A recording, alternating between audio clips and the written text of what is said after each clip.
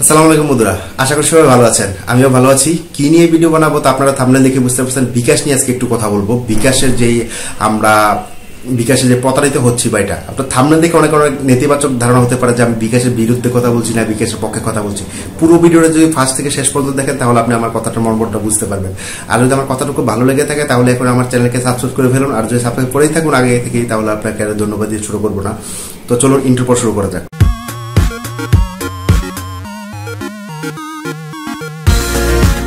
দেখুন, আমাদের প্রযুক্তিটা এরকম একটা জায়গায় এসে পড়েছে যে আমাদের হাতের নাগালে সবকিছু। আমরা মোবাইলের মাধ্যমে এখন ব্যাংকিং করতে পারছি। যেই মানুষটা আজকে বেতন পাচ্ছে গ্রামের বাড়িতে বেতনটা পাঠিয়ে দিতে পারছে বিকাশের মাধ্যমে। তো এই ফাঁক ফুকুর দিয়ে কিন্তু অনেক মানুষ আছে আপনার কাছ থেকে টাকা হাতিয়ে নেয়। কিভাবে নেয়? আমরা যারা সাধারণ পাবলিক আছি তারা অতি স্বাভাবিকভাবে কনভেন্স হয়ে যায়। একটা চক্র আছে যারা ওইভাবে আপনাকে কনভিন্স করার ট্রাই করে, আপনাকে ফোন দেয়, নেটের মাধ্যমে ফোন দিয়ে আপনার কাছ থেকে টাকা হাতিয়ে নেয়। কিভাবে নেয় আমি আপনাকে বলি। যেমন ফার্স্ট অফ অল আপনাকে ফোন করবে। সাপোজ আমি আপনাকে বুঝাচ্ছি। যেমন আপনাকে বিকাশ অফিস থেকে ফোন দিল, ফোন দিয়ে বলছে যে আসসালামু আলাইকুম স্যার, আমি বিকাশ অফিস থেকে ফোন দিয়েছি, আপনার অ্যাকাউন্টটা 5 মিনিট আগে হোল্ড করা হয়েছে, আপনার কিছু ইনফরমেশন জানা লাগবে, আপনি দয়া করে আপনার কিছু ইনফরমেশন দেন, আর আপনার একটা ভেরিফিকেশন কোড যাবে, সেই কোডটা আমাকে দিবেন। আর আপনার অর্থ লেনদেন যেগুলো হয়েছে সেই অর্থ লেনদেনগুলো দুদক আপনাকে পর্যালোচনা করছে, মাদকের টাকা বা অবৈধ টাকার লেনদেন হচ্ছে, সেই জন্য দুদকের নির্দেশে আমরা এটা করছি। আমি যেভাবে বলছি সেভাবে না, আর ভালোভাবে ওরা বলে। তারপর আপনার কাছে একটা ভেরিফিকেশন কোড আসবে। তো আপনি স্বাভাবিকভাবে ওটা নেবেন। ওটা ওদেরকে প্রথমে বলবেন যে ভাই আমার বিকাশ কি জন্য হয়েছে, কিভাবে কেমনে কি।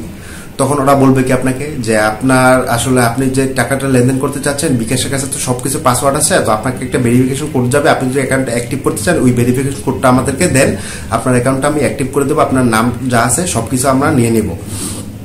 তারপর আপনাকে ওরা করবে কি একটা নাম্বারে ফোন দিবে।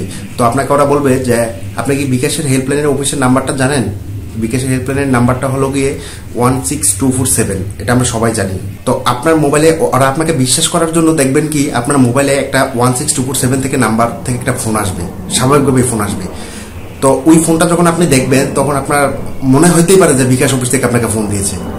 তো আপনি তখন ওটা দেখার পর ওরা যখন আপনাকে বলবে যে আপনার মোবাইলে দেখেন অফিস থেকে আপনাকে ফোন দিয়েছে আপনাকে কনফার্ম করার জন্য, কিন্তু আপনি একটু ভালোভাবে একটু মাথাটা খাটিয়ে দেখবেন 16247 এর আগে একটা প্লাস চিহ্ন থাকে।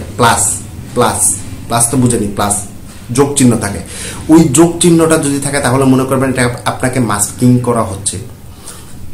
তো তখন ওরা বলে কি যে আপনাকে অফিস থেকে ফোন করেছে, তখন আপনি স্বাভাবিকভাবে বিভিন্ন কাজে থাকেন, হঠাৎ করে আপনার অ্যাকাউন্টে টাকা আছে, আপনি তো একটু হুটহাট পর্যায়ে চলে গেছেন, মানে একটু বিব্রতকর অবস্থায় পড়ে গেছেন। তখন আপনি ভেরিফিকেশন কোডটা দিলেন। ভেরিফিকেশন কোডটা দিলে ওরা করলো কি আপনার মোবাইল নাম্বারটা নিয়ে ওই বিকাশ অ্যাপসটা ইনস্টল করলো, ওই ভেরিফিকেশন কোডটা দিল। কোডটা দেওয়ার পর আপনাকে বলবে কি আপনার যে বর্তমান পাসওয়ার্ডটা আছে বর্তমান পাসওয়ার্ডটা আপনি আমাকে দেন। বর্তমান পাসওয়ার্ডটা যখন আপনি দিবেন ওই পাসওয়ার্ডটা দেওয়ার পর ওরা আপনার অ্যাকাউন্টের অ্যাক্সেসটা ফুললি নিয়ে দেবে। তারপর বলবে আপনার যে স্মার্টফোনে যে বিকাশ অ্যাপস আছে সেটা আনইনস্টল করে নতুনভাবে বিকাশ ম্যানুয়ালি ইউজ করেন, এটা বলবে। মানে ম্যানুয়ালি ইউজ করতে *247# এটা দিয়ে করতে বলবে, অ্যাপসটা ডিলিট করে দিতে বলবে। ঠিক আছে? তারপর আপনাকে বলছে আনইনস্টল করে দিতে, আর আপনাকে বলছে যে 2-3 মাসের ভিতরে *247# দিয়ে কাজ করার জন্য। তো সেক্ষেত্রে আপনার অ্যাকাউন্টটা ওদের কাছে চলে গেল, কতক্ষণ পরে দেখবেন আপনার অ্যাকাউন্টে টাকা না নেই। এইভাবে ওরা করে, আরো ভালোভাবে আরো শুদ্ধভাবে ওরা বলে এই কাজগুলো করে।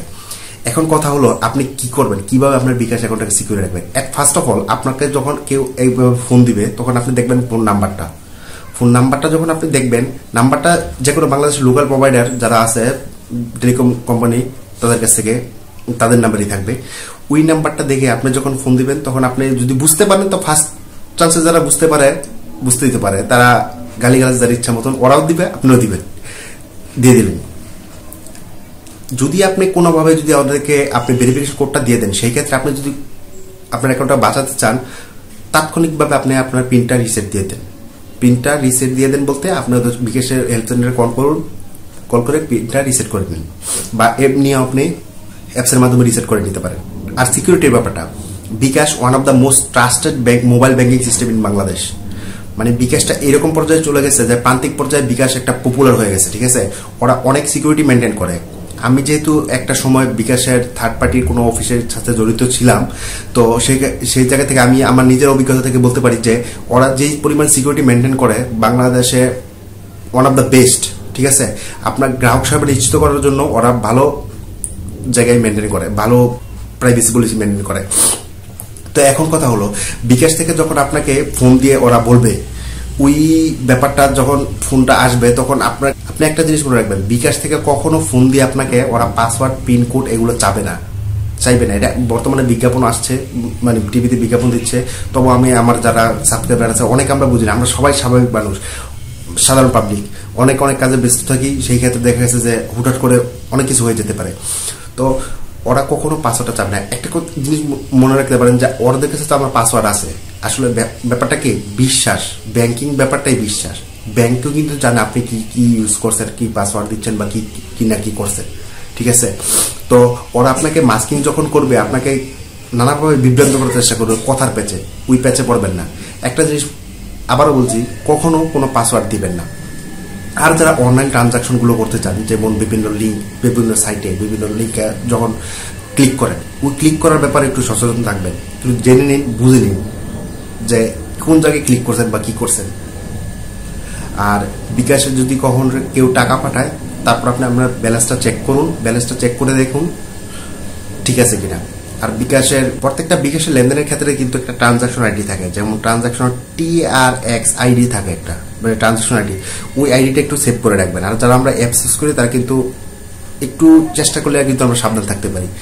তো এখন কথা হচ্ছে, এইসব মানুষগুলো থেকে এড়িয়ে চলুন। ভালো খারাপ আছে, অনলাইনে যারা কাজ করে তারা 75% মানুষই ভালো, 25% মানুষ খারাপ। ওই 25% মানুষ যে খারাপগুলো করে, বাকি 75% মানুষ ওই খারাপগুলোর কাছ থেকে ওই চাপা পড়ে যায়, মানে ওই এত পরিমাণ খারাপ করে। অনলাইনে কাজ করার ক্ষেত্রে আপনাকে একটু সাবধান থাকতে হবে। আর আপনি যখন মোবাইল ব্যাংকিংটা করবেন, নিজের সিকিউরিটি রাখবেন, ঠিক আছে। বিশ্বাস নিজের কাছেই, বিশ্বাস আছে বলে দুনিয়াটা টিকে আছে, বিশ্বাস আছে বলে সবকিছু আছে। আর বিকাশ কখন আপনার টাকা মেরে দেবে না, আর বিকাশ কখন আপনার টাকা নিয়ে নেবে না। তো এই ছিল আজকের কথাবার্তা। আমাদের প্রতিটা টাকা কিন্তু খুব গুরুত্বপূর্ণ। দেখা গেছে মোবাইল থেকে যখন টাকাটা নিয়ে যায়, নিজের কাছে একটু খারাপ লাগে।